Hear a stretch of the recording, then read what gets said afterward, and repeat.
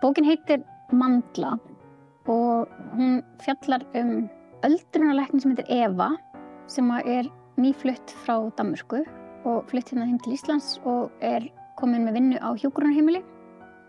Og einn daginn þá birtist bara svona horuð læða þar sem líklega heimilislaus og hún bara flytur inn á hjúkrunarheimilið. Svo bara ákveðið að leyfa henni að vera af því að allar rannsóknir sýna að það mjög gott fyrir fólk að vera í kringum gæludýr.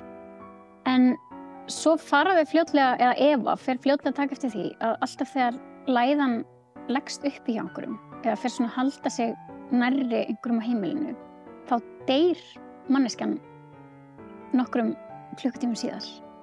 Þannig að þau fara svona að fylgjast með læðunni og komast að því að þetta virðist vera raunin. Og svo lendir Eva í því einn daginn að læðan skríður upp í fangið á henni. Mér langaði svolítið svona að skrifa bækur sem væri hægt að upplifa svona næstum eins og bíómynd. Það tekur kannski svona 2 klukkutíma að lesa hana, þannig að þú getur bara sest niður og lesa hana í einu rykk, svolítið sem að setjast niður og horfa bara á bíómynd. Þú ferð alveg heila sögu, sko. Þannig að það kannski svolítið svona, það mér langaði líka að gera hér. Forlagið.